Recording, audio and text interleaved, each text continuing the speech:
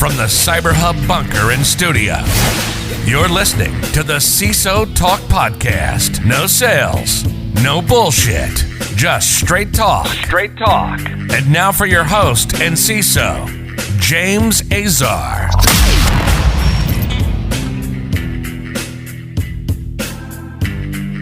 So we're going to get started on our FinTech panel. Please come have a seat, take a rest, relax, kick back. Just a few housekeeping notes for those that just came. I've wanted to do this twice today. So restrooms are in these corners and also in the back. And there's still water, soda on the sides. And am I forgetting any other housekeeping stuff? Oh, and Cyber Week Georgia, yes. So for everyone watching us online, because this is a hybrid event, kind of like a Prius. It's kind of gas, kind of electric. You don't know what you're getting. We will also be hosting on September 20th through the 23rd, right here, Cyber Week Georgia, an awesome 4-day event. All things cybersecurity from FinTech, healthcare, manufacturing, and homeland. So you'll want to go to cyberweekgeorgia.com. And everyone here, we've taken the liberty to pre-register you for the event. So if you unsubscribe for our emails, we'll resubscribe you. All right, so I've got an awesome panel of people here.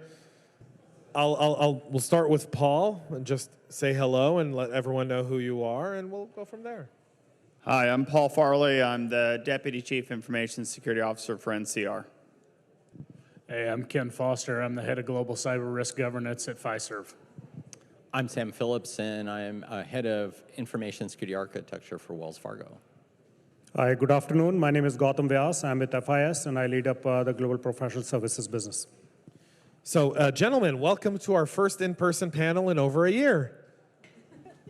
This is awesome. Yeah, how about a... Yeah. It's awesome. So we, for this panel, I will let everyone know we've done zero prep, right? Right. Zero prep. This is as spontaneous as you're gonna get these. Never had one lesson. Not one lesson, not one question has been viewed. I just want to make this crystal clear.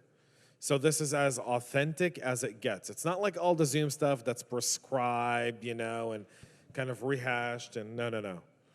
Now, if you missed, for those that were watching online, you saw me and Sam have a conversation, and it was interrupted yet again in the middle because we had a podcast that we did, and then I stopped that in the middle to tell people to go watch the rest of it. They had to sign up for the event. The people that did sign up for the event now had it interrupted again. I'm going to get some serious hate mail in a little bit. So without further ado, let's get right into today's panel, and we're going to really talk a little bit about how has FinTech evolved over the last year, and what are some of the drastic changes you guys have seen? Who would like to go first? Absolutely. So in our space, and we cover all aspects of FinTech. We operate within the banking sector, we operate within the payment sector, we operate within the wealth and management, capital markets, you name it, we are there. So as COVID situation unfolded, there were a couple of things that started happening on a pretty rapid scale, meaning that expectations of our customers in terms of our solutioning, how they are robust, whether in terms of the operational rhythm, security, all things that are table stakes, those expectations went from here to here overnight. And it did not allow for, or the expectations were quite clear that we had to do all of this, and this had to be in place on a very, very rapid order. So as a technology solutions provider for these markets, we had to pivot very, very quickly. And that happened in later part of Q1, Q2 of 2020. The other key thing that happened was, while it was not said explicitly, the expectations around the security aspects of it, enablement of solutions in cloud, implementation of AI type of frameworks to cover for the security operational aspects of it, all those things became table stakes.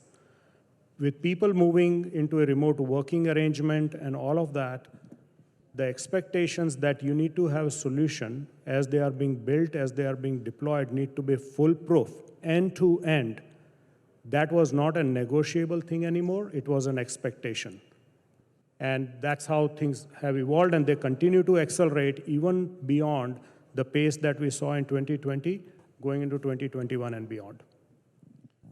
I think something else I'd put in there is, as we've seen digital transformation overall as a necessity over the last year, it's really increased the velocity of change. I mean, everything is coming at us so much faster out of necessity initially, and now as people start to realize, hey, I like this, whether it's moving to the cloud, we moved faster, right? We went there faster than we planned, and now security events are coming at us faster than we planned. There's new business models that have evolved out of this that we're chasing to try and ensure we can secure. So just overall, I really think that the speed of change continues, and it shows no sign of slowing down. Sam? Yeah, I would agree with that. I think, certainly when everything started, we had a fairly large, remote work program, and so it really became a function of how quickly can we expand it, do it securely and efficiently so that the resources were able to gain access to the things that they needed to do. So we had to go back and take a look at that. We've added in additional tools and capabilities as well to monitor what's going on and to make sure that as we expanded, we didn't miss something. We continue to improve upon that. Again, we continue to drive forward with some of the tool sets that we've had before and expand them and upgrade them to really meet the dynamics. Certainly the changes in things like banking centers drove a lot of people into really taking a look at and getting a better handle around mobility, as well as being able to do a lot of their online banking. And so again, the numbers went up there, and it was just making sure that we had the right resources, that everything remained whole, and that we could really manage the volumes, which we were able to very successfully because of the volumes that we had done previously. So, As I say, I don't have a whole lot more to add than what you guys haven't already brought up, but I think the key to this was the biggest change is the velocity that now they're expecting us to enable new business models, right? Because if you were more in that traditional on-prem, in-person, and now you're shifting to the virtual world and the digital world, and us being able to deliver the process, the service, or the customer interface that you now have to onboard customers faster, you have to stand it up faster, more efficiently. Little problems in connectivity or the user experience are now a much bigger problem than they used to be. So it's a little different when someone's standing right in front of you, and now it's a completely digital world, and you've got to make sure that you're providing that service with resiliency. And now things like latency and did we spread it out well enough across the globe, and we have global customers, are we paying attention to everything that we need to from a privacy and security standpoint that maybe weren't as front of mind when you had it inside your walls. So we've seen, you guys brought up some great examples of how quick the business wanted transformation, and some of it involved changing a little bit the layout of security and the functions of security from its traditional confines to the more, I guess, modern, the stuff that maybe you were planning 3-5 years down the road all of a sudden became, you got to have this ready in 3 weeks, or, we don't have a company anymore, and we can't be in business, or we can't be as productive as we were previously, and the cost of doing business increases. Now that things, I guess, have settled, right? We're starting, I don't want to call the new normal because I want to go back to the old normal, right? I don't want new normal. I want old, I want to go back to, still hugging Ken Foster every time I see him. That's important. So what kind of long-term changes and adoption of security are we going to see going forward over the next few years from the FinTech industry specifically? How is cyber now being kind of brought in with the business, and then how's that going to go forward? See, I told you, no prep. They have to think. I think the biggest thing is that there's no going back. Right. So whether it's banking or hospitality or retail, really whatever sector you're talking about, there's been adaptation over the last year out of necessity. People have discovered that you can do curbside ordering. Well, who wants to not have that anymore? I mean, hello, what a win for Chick-fil-A, right? That they figured out, how to do this and how to do it effectively. So I think that will always be there. I can't tell you the last time I actually walked in a bank, right? Or interacted with somebody directly on that and not through a digital means. So I think digital payments is going up, right? It used to be that kind of the early adopters had one of the digital payment platforms, and now it's much more common because there wasn't a convenient way to pay somebody for services if you're not face-to-face, not to mention all the contactless payments that are going on. So I think the big thing I would say is we can't go back, right? And so in all of these, security is about context. It's about understanding the context in which you're operating. And so we have to look at all these models, these new models, through the same paradigm we did for on-premise, but adapt them to that different context of the digital world, right? Where we don't have a fence around our application, right? We don't have this other infrastructure protecting it. Yeah, and we all know the rise of digital payments has been coming.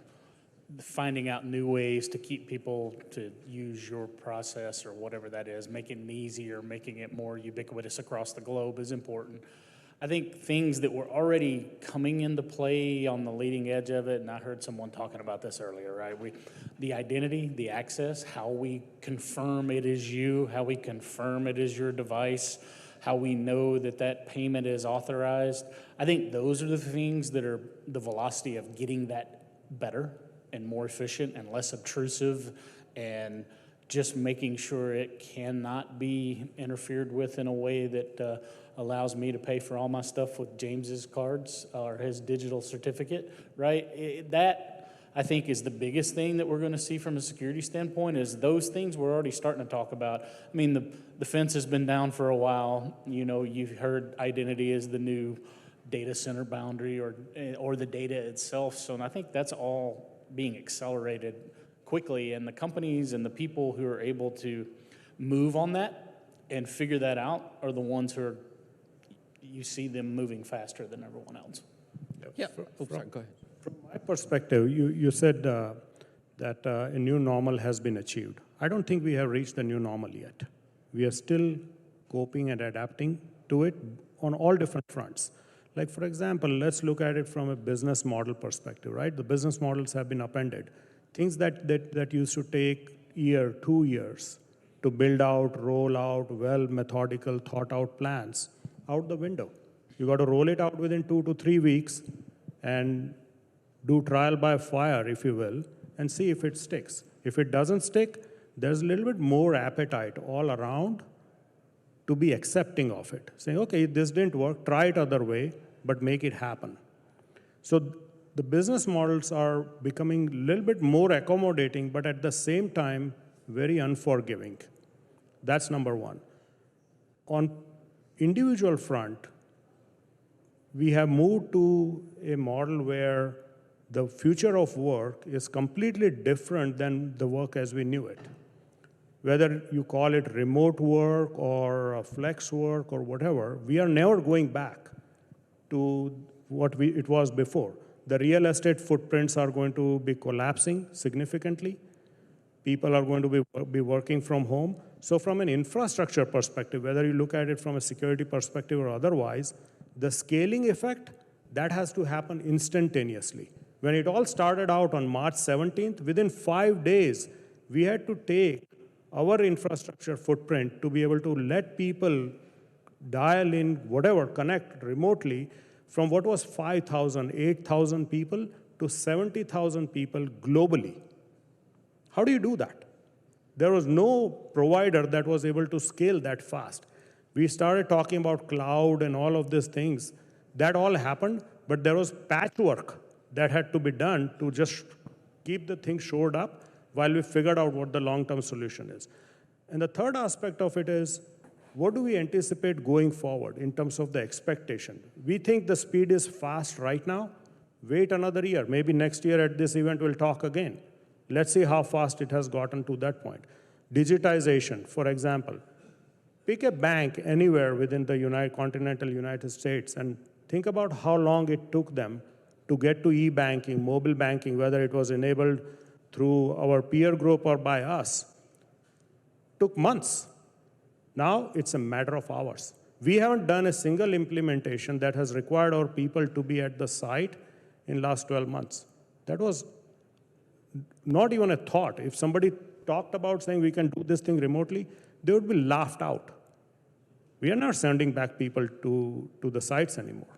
So the business models are pivoting. Business models are pivoting so rapidly that it will continue to evolve, and even at this point, we think we know the future, but the future will continue to evolve, and we'll just have to calibrate ourselves to that. That's how things are going to be going forward. Yeah, great point. Sam? Yeah, I think the baseline was there to really start really pushing forward. So we were fortunate when, from that perspective, when COVID hit, and we were able to just, drive out and say, okay, so we've got the fundamentals. How do I grow those fundamentals? And then as I'm doing that, how am I going to take the learnings that I'm picking up as that grows and apply them to the next step as we travel down this path? On the retail side, we already had a lot of remote payment capabilities.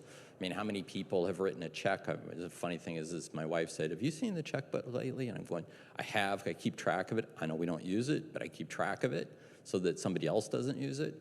But again, is that so much of what we do today has been digitized, and we've made it easy to do that. We also have done that with the working relationship and the work from home. So I think we're going to learn a lot about what it means to really go back to the office. Do we go back to the office, or do we schedule periods of time where we pull people in to do brainstorming or to really work on a project that really requires some close interaction that allows us to provide that focus that you can get by pulling people in?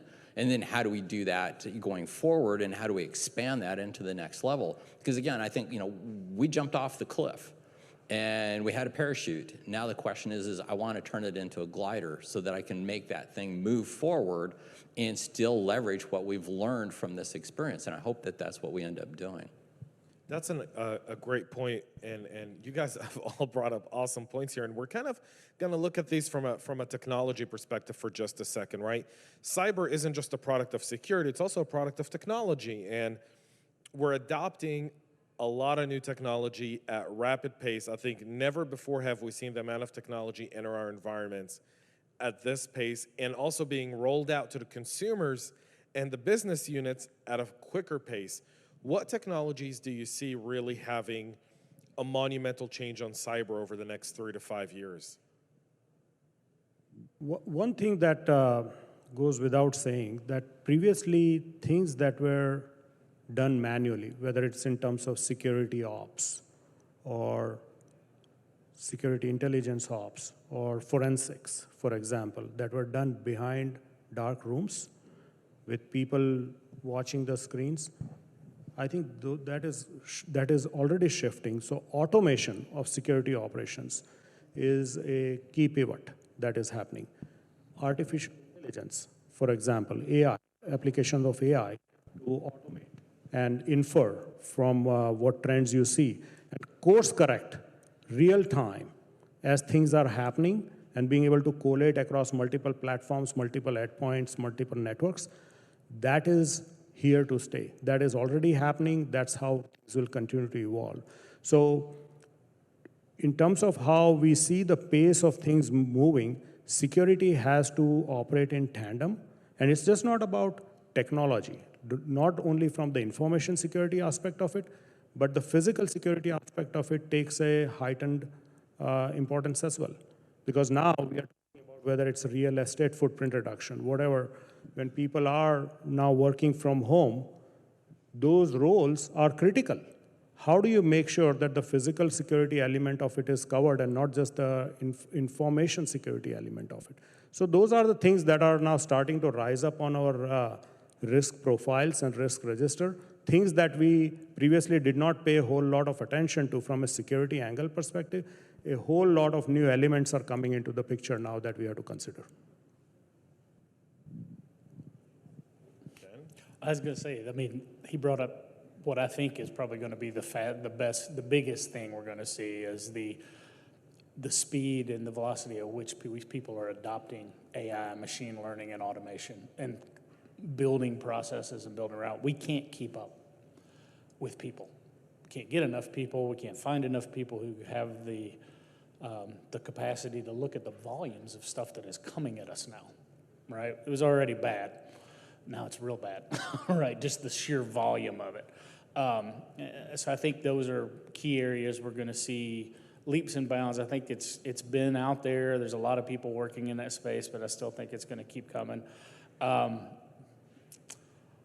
still think identity is a big piece of this. I think we're going to see probably some improvements in encryption layers and the way we, hate to bring it up, but what are, the buzzword of the day when we talk blockchain, but there may be now use cases where that makes sense, right? To where we're using that to validate what we're doing across the board, if we can scale it with today's technology and the encryption levels that we've got out there now. So Sam, you and I we did a podcast, shameless promotion, CISO Talk podcast. Go subscribe now. But you and I did a podcast, and you talked a little bit about how you're already looking at quantum now. Could you speak a little bit to that? I was going to jump into that one. I think, quite honestly, quantum is here. We don't have a good solid quantum computer, but the impacts are here already. So anything that you've got that's persistent in terms of data that you want to protect with any kind of level of integrity, and you're using current encryption algorithms. Actually, I need to back up a little bit, but what's called the current approach to encryption, we've got to be really thinking about as quantum computing comes along. Very quickly you can brute force with quantum the existing algorithms. So there's a huge amount of work that's going on to take a look at things that it used to be called quantum safe encryption, and leveraging algorithms that really would provide us with the leverage of, or with the capabilities to encrypt devices that you can't bust with quantum. There's a ton of work out there. NIST is already going through rounds to drive the adoption.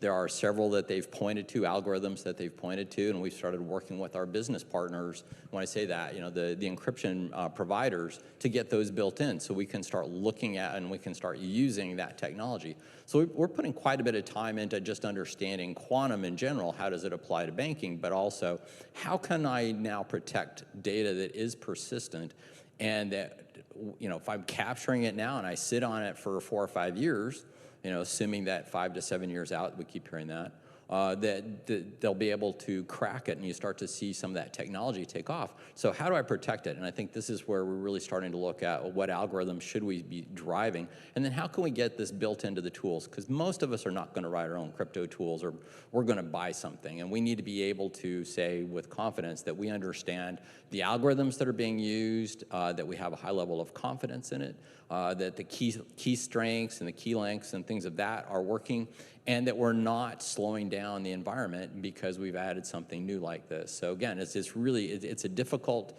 story. I think there's a good piece behind this in that we've got quite a few algorithms out there. We've got several that are, that, like I say, NIST is standing by, and we've been spending time looking at them. We've been testing them. And we think it's stuff that we'll be able to implement as we start working closer with our technology partners to make that happen. Paul, what are you seeing? The more things change, the more things stay the same. So I think the challenge has always been that from a security perspective, you have to meet the business teams where they are. Help them do what they're trying to do safely, not restrict or impair their movement. In fact, if you're doing your job correctly, you give them freedom of movement because you're watching their back. And so I think we've seen some really interesting challenges this year, even onboarding new employees. So how do you start somebody who's never worked in an office before from their bedroom and all you have is a webcam? And so you think about all the intangibles of things you learn how to work in an office by observing other people and observing body language. It's really challenging, right? And so, you know, we've gone through things like that this year, and the security teams have to continue to engage with the business folks to sit down and understand what they're trying to do. So that's we've always been supposed to be doing that, right? Some better than others. And now it's even more critical because everything's moving even faster. Yeah, we're moving at record speed, but go ahead.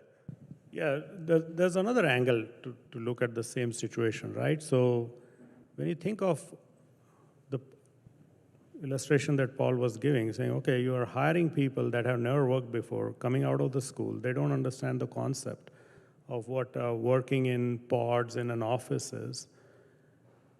And you got to walk them through it and get them comfortable and make them productive. That's one way to look at it. The other way to look at it, what a tremendous opportunity. Previously, you were constrained by where your business priorities, business operations were, and you tried to point people in the proximity of where that problem needed to be resolved. Versus now, since those constraints are out the window, you can hire the same person in Timbuktu, as long as they are more productive. So it has unfolded a whole new realm of possibilities, and I'll give you an example. So the business that I run has a global footprint, 4,000 people across the globe.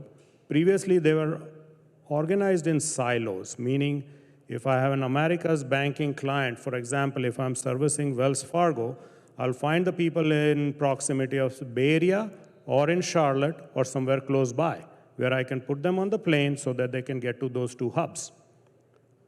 Well, now, if I have people in Australia or New Zealand that are becoming available, and the work is in Chicago, I'm not constrained by having to put them on the plane. So it opens up a whole new realm of possibilities. But it also brings with its own bag of issues. Because now, for example, if WellsFargo was saying you need to have the people here, they need to be US citizens or 15 other constraints, well, they are not anymore. So how do you make sure that your security protocols are put in place in such a way that those people can still work on that engagement irrespective of where they are located globally? That is changing a lot of things that even us as business leaders haven't yet contemplated, and as we are facing them, we are solving for them. But the amount of possibilities that these things brings is mind-boggling on what we can do. So you kind of brought up a passion of mine, which is the idea that what the last year has showed us is we no longer need to have a location for a job. We can hire from anywhere and find any talent we want, which goes to Robin, and I don't know where Robin is, but she's somewhere here. So, you know, Robin brought up 3.5 million open job openings in cyber.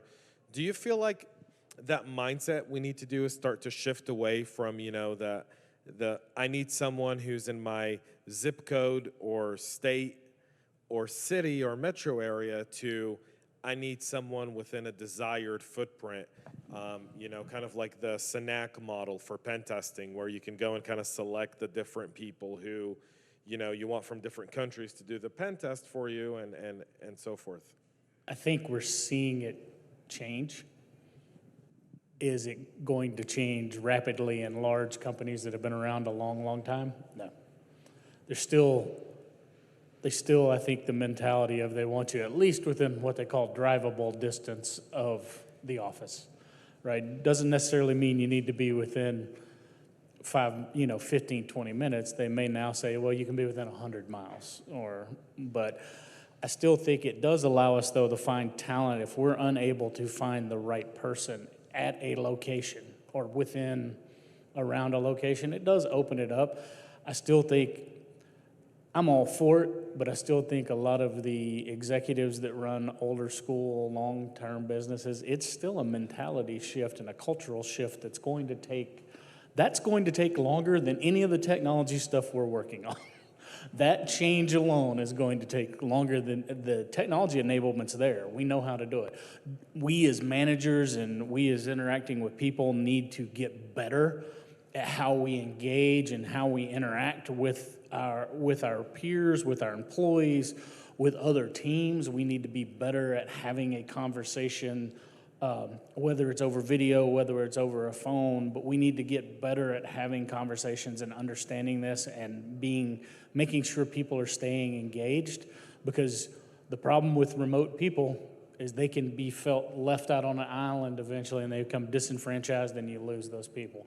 So I think the one big shift for us, for leaders, is making sure that we're engaged with our people and we're keeping them engaged, and we've set clear goals and we've set clear deliverables, and they understand what they're supposed to be working on. And I've said this all my career: if I do the right job during the hiring process, remote work is not a problem. Right. If I've hired an adult to do a job and given them clear goals and clear deliverables, it doesn't matter where they work. As long as they have access and as long as they're willing to meet their goals, it doesn't matter. So a show of hands, how many of you guys have hired, how many of you have had your meetings go down from 1 hour to 30 minutes in the last year? Like a traditional 1 hour meeting has turned into 30 minutes because it's online. 25 minutes, not 30. 25. Because you got to leave that 25. How many? Show of hands? I love it. I know lawyers love it because you get to bill twice in that hour now, right? There's an awesome lawyer back there. Say hi, Juliana. Hi. So she loves it because she gets to bill twice. She can double her client base just with 25-minute, that's awesome. So let's look at it now from a perspective of hiring people, right? A traditional face-to-face job interview was like 60 minutes. Are you doing shorter job interviews now? Depends on the role. Okay. I think the interviews have changed sort of the tone of the interviews, because you now get to have a more dynamic conversation with them than dragging them in, because they're in a more comfortable environment usually when you're having those online conversations. So I've found that they tend to be a little bit more open and they tend to be a little bit more casual. And the question is that something that's acceptable? And it depends upon the job that you're hiring them for. I think all of us that are information security professionals, we have a heck of a time finding good resources. Once I open that up to not just being located in city X, Y, and Z, I now have access potentially to more resources. I do have a person that lives in a far off part of the country, and I'm amazed at the bandwidth that he actually has. It's better than I've got at my house. But the thing is that he's happier, so he's more productive, and he spends more time, and he also drives. The converse is true. You still have to manage the resources.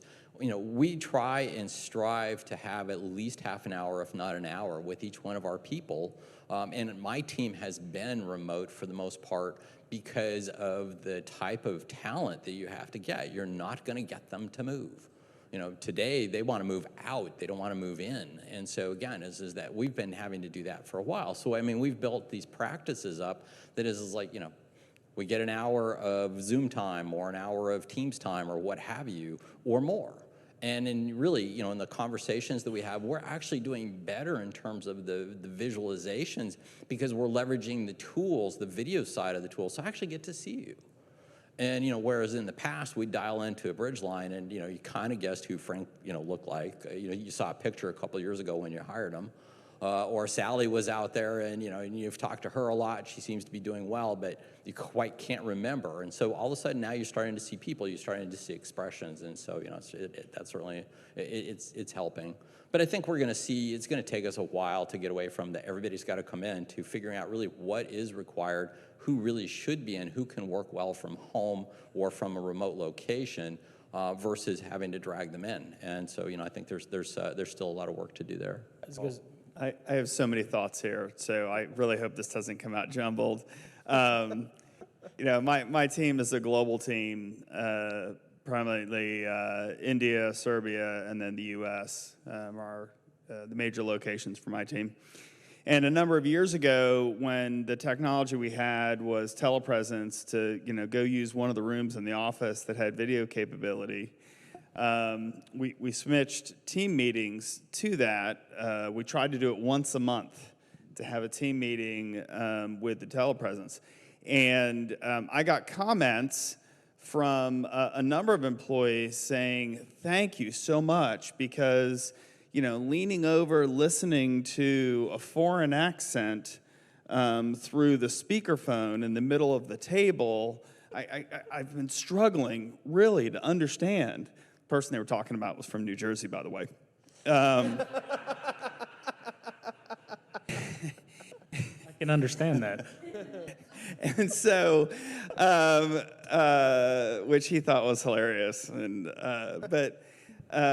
so the point about that we've in some ways cyber and technology is way ahead of the business and enabling. That's a great example of it's a great equalizer. And this is something that companies are going to have to figure out. Where's the balance? What's the right mix?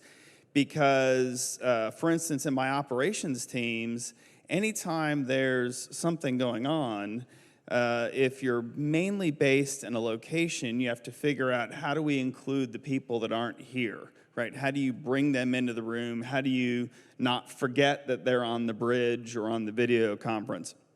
When everybody's remote and you're using whatever collaboration suite you're using, everybody's on an equal footing, right? It's a great equalizer. And so I think there's going to be some tension going back into the office for, wait a minute, it feels like we're going backwards here, because we've gone from everybody kind of having an equal seat at the table no matter where they are to some of those disparities. Ken? I was going to say, I think what this past year has shown us is the fact that we now, or you should, if you don't by now, you're in trouble, know what those roles are that can be remote most of the time or all the time. And you know the roles that there's no way for them not to be remote. There's a company who makes debit and credit cards, those people have to be at the office, right? The printers are there. We can't give them a machine to take home and make a credit card, right? So, what could go wrong? Although there's probably some people who have those. What could go wrong? Yeah, what could go wrong there? Yeah, right? what could go wrong? Yeah, but again, you've now figured out these are the roles that must be present. These are the roles that they can do it remotely, but it's difficult. So then these roles, doesn't matter where they're at, and then there's the roles that can be remote all the time. And everybody has asked me over the past year, what was the biggest thing? Everybody's I've talked to is like, what's the biggest change in your role? I don't commute 3 hours a day. My team was global as well, right? Spread all over the globe. I had very few of my team in Atlanta with me. So what did I do? I drove into an office in Atlanta and got on a Zoom or Teams or conference call. So now I just don't commute an hour and a half before that or an hour and a half after that. I can do it from my desk at my house. So it didn't change my job. It really didn't. But what it has changed is making sure that you're right. I think the people who are not in the office actually feel better connected to me now, because I do talk to them on a video call every week. So I got to ask you a question, Ken, because I do this. Is that I still get up at the same time I got up when I was driving the 45 minutes to an hour into the office. And I still end up, work about the same time I normally get home. Do you see yourself working longer hours? I do, Yeah. Because like I said, I'm in the same boat. For people that know me, I live in Blue Ridge and work in Atlanta. So it's at a minimum an hour and a half one way. Done that for 20 plus years, so it's not a big deal. But the thing is now it's not such a struggle to be on a 7 a.m. phone call or to be on a 6:30 because it is global and I've got people everywhere, or a 10 o'clock at night phone call to deal with Singapore, right? It's not as big of a stretch because you're more comfortable. You can still be there and still be engaged and still do your job, and you're not worried about, oh, God, I got to get in this Atlanta traffic. Driving in here today reminded me on how bad I hate driving into the city. Well, we appreciate you driving in today. So you guys brought up something very interesting, kind of the idea of people overworking and burnout. And I know this is a cyber fintech, but I've got 4 leaders here, and let's talk a little bit about a topic that is kind of like the taboo, the elephant in the room, right? The idea of burnout, because I think burnout is very, very real. It has real consequences on a lot of people. I mean, our community lost Dave Kaminsky over the weekend, which was, I think, a tremendous loss for the cybersecurity community. And if you guys don't know who Dave is, you should look him up. He's probably one of the godfathers of our industry from a thought leadership perspective, and just a doer. The guy's just been he was and will always be one of the pioneers of this industry. You can't take that away from him. But a lot of people talk about the burnout, the toll that it takes. What are some of your best practices around, keeping your teams fresh and running in this time period? And now going forward, kind of as Paul, you indicated, we're not really going back. We might be a little bit. We're not really sure when, but now we're still kind of doing the maybe 1 day a week in the office and 4 days working from home. In some places, kids aren't in school. They're still, being home, and there's some significant tolls. So what have you guys done to deal with burnout? I think one thing that we've learned is before the pandemic, if you were working from home and a dog barked or a kid came in the room or things like that happened, you tried to pretend it didn't exist, right? Because you didn't want anybody to know that you were actually human, that you had a family or a dog, or that you ordered things from a mail order place and the delivery person rang your doorbell, right? Whatever. So I think that human aspect is something in the beginning of the pandemic that we got really right? Everybody encouraged, hey, reach out to your people. This is stressful. Get to know them. Make sure you understand where they are. And then a lot of people have kind of walked away from that and said, okay, we're good. We got this figured out. Don't walk away from that. Your people still need that. They're feeling burnt. They're feeling that they're working hard. So I would say look at the human side of it, right? As we sit here, right now there's a COVID bloom in India, right? I have a lot of employees that are impacted and are really stressed about what this means for them and their families, and so talk to them. Even if it's just a text, say, hey, how you doing? So my encouragement to leaders would be, remember that there's human behind those job descriptions, right? Behind those roles. Don't just make those task-oriented conversations. I know this sounds like a Captain Obvious statement, but the number of people that don't do this kind of amazes me. So my encouragement would be, remember the people behind the roles. The other thing, too, is what I've started, or what we started running into sort of going into probably midsummer, was get your team members to take vacation. The place isn't going to fall apart. We gave them vacation for a reason. Take that break. A day here, a day there is okay, but grab a week. You need the downtime. Also, trying not to schedule meetings outside of the common time zones to really reduce it. I mean, you're going to have to do that once in a while, but do it once in a while. Don't do it all the time. Really start to scale back. And then the other thing is that have a mirror on your thing, so when you see the orange cat walking into the room and it jumps into your lap, you don't drop and start screaming. Yeah, I've got an orange cat. That cat is so quiet. He will come in, he will jump in, and then I'm dead meat. Yeah, great points. And I think one of the other things is, like I said, I keep track of whether or not my people have taken any time off. And if I realize that they've not been taking any time off, I'm like, why are you not taking a day? Why are you not? Well, I got to go deal with this. I'll work half a day. No, take a day. You have vacation. You have sick time. You're doing nothing but accruing it. I do think we become a little too, what's the term, FOMO, the fear of missing out. I think we've got people who are afraid they're actually going to miss something in today's world. And it's like, this is no different than when we were in the office. If you need to take vacation, take vacation. That's why you have it. It's crazy, though. I've had to force people to take time off. Yeah, I think the key thing is to personalize every interaction. One of you mentioned that people in India, for example, they are going through a tough time. Be genuine, be authentic when you're interacting. I think unpacking some of those layers and showing your personality goes a long way. The second thing that I would also recommend is be a role model. If you're saying that, okay, take a vacation, when did you go on vacation last? Right? Take a week off and exhibit that it's okay to disconnect. Now, I know it's hard, but that's how people feel comfortable. I mean, getting into a virtual mode where the days blur into each other, weeks blur into each other, that's a common pitfall for everybody to fall into. But you got to make sure that you can work all you want, but if you're going to drop dead at the end of it, what good is that, right? So you got to watch out for those things and be genuine, be caring. When you ask the question to people, how many people, I would ask a different question. How many of you have hired people that you have not personally met yet? That's telling, right?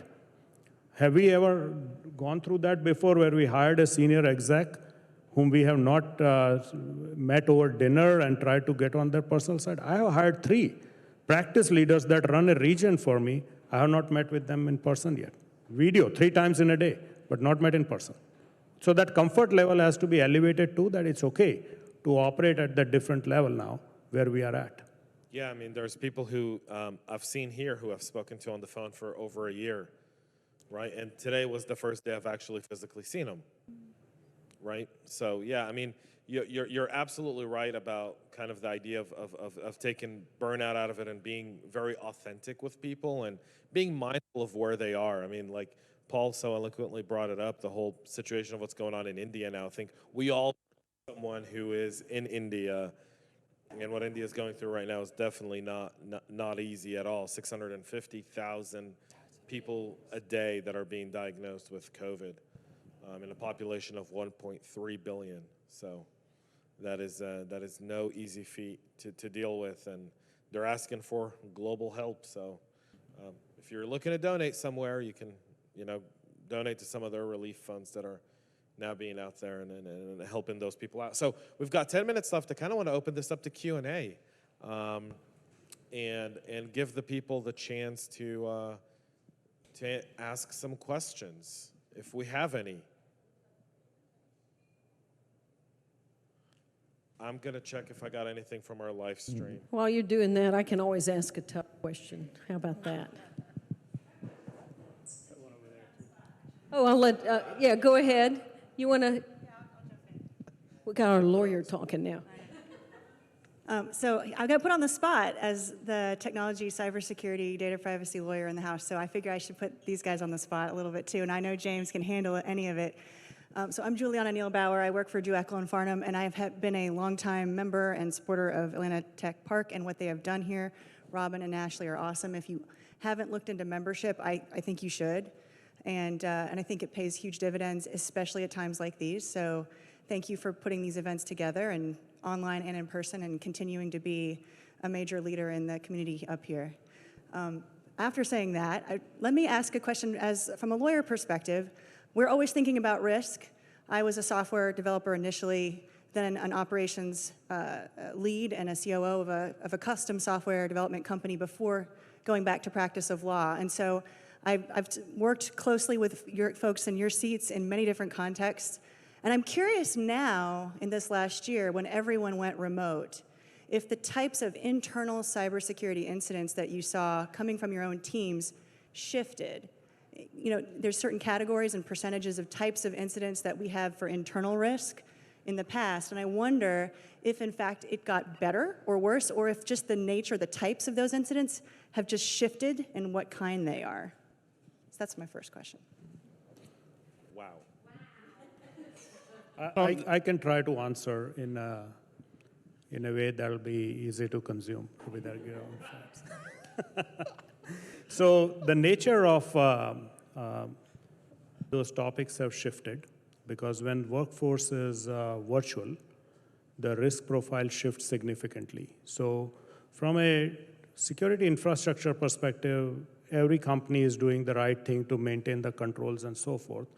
But the level of what I would call insider threats has increased, or our awareness of it has increased. So the mitigation controls that we are starting to put in place, they are on the rise. Now, some of them are obvious, some of them not so much. But yes, that is a big concern for the industry that we operate in, where we are enabling the financial networks of the world. we have to make sure that at no point in time can we bring in any more exposure or liability than we are accustomed to. Anybody else anecdotally want to weigh in? Because as a lawyer, I want to help protect my clients. And when we draft employment agreements, when we do performance reviews, when we do offboarding, and when we approve deployments and look over systems after an incident occurs and we do response, or before when we're making those plans, I'm really curious to hear your expert thoughts on how this has changed our landscape and if there really are different issues that are now going to be a bigger issue and a bigger threat. I was going to say, I think probably one of the biggest changes, if you're like us, everybody's still on a VPN, they're still on a company-owned device, it's encrypted, it's still incredibly difficult to lose data. But you have lost physical control of a device. You have lost visibility to an extent. You can't enforce a clean desk policy or a no cell phone policy in someone's living room, right? So the insider threat, I think, that is probably the biggest shift, right? Because now you have no way to know if I'm sitting there scrolling through a database of everybody's information, taking pictures of it with my cell phone. Now, granted, it's going to be a pain for it to be manually copied off, but you can still grab a lot of photos at 4K and do a lot of damage with it. And you have zero visibility into that's happening until it's too late, right? So I do think that is probably that insider threat piece is probably one of the bigger changes. There's also one more angle to this. So as the shift happened, there's also the user experience side of it, right? So previously, different companies have different policies in terms of how long, whether it's the VPN or XDN or whatever the technology of choice is, what is the connection length? 30 minutes, the darn thing times out, you got to look up your soft token, punch in the number. Not the best experience. So while we try to instill and implement this type of controls to mitigate this type of risks, you also have to give better user experience. So if the person has signed in the morning, which for Robin's device, why do you time out every 30 minutes? Why can't the connection stay active for 12 hours, 8 hours, whatever that is? But then have things in background, perhaps, that can monitor it actively. So those are the type of things that companies are starting to do, and it's not starting to do. They have been done and they are implemented.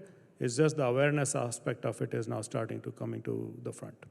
So to pivot on awareness and to talk about the employee a little bit, we have seen, as companies have gotten better about protecting inbound email or protecting people surfing the web or all the various security controls that companies have in place, it has been a challenge with everybody shifting outside the walls, right? So now those have to be much more reliant on cloud or or connecting somebody back through a VPN. But there is a tremendous uptick as companies improve there.